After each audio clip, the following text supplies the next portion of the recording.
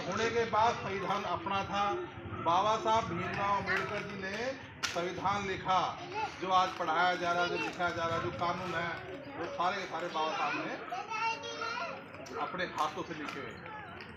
पर दोस्तों, उस टाइम इनकी योग्यता देखकर कुछ लोगों को बर्दाश्त नहीं हुआ। ये तो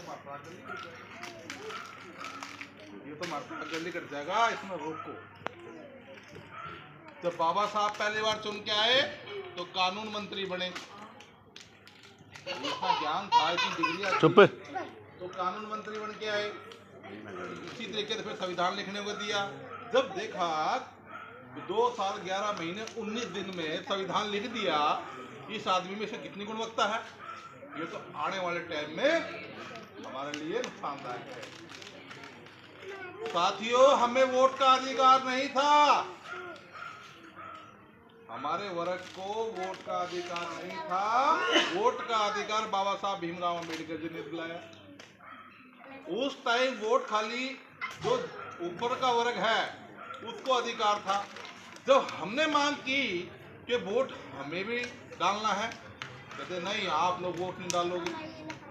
जब सारे देश में देखा गया तो संख्या हम लोगों की सबसे ज्यादा, फिर कुछ चुनिंदा लोग ही वोट डाल के क्यों हमारा फैसला करेंगे। बाबा साहब ने इसकी लड़ाई लड़ी और बात यहाँ तक आई कि 2 वोट डले,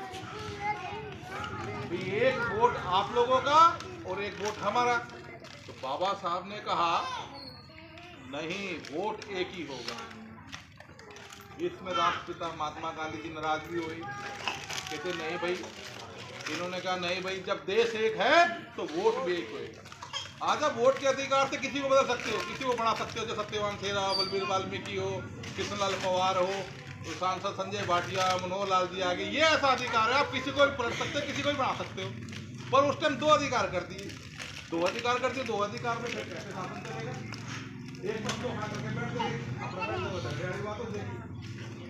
तो उस टाइम बाबा साहब ने लड़ाई लड़ी और कहा कि मुझे 2 अधिकार नहीं, 1 चाहिए। तो संवैधानिक ये अमेंडमेंट हुआ और 1 वोट का अधिकार बाबा साहब ने। साथियों, उन दिनों में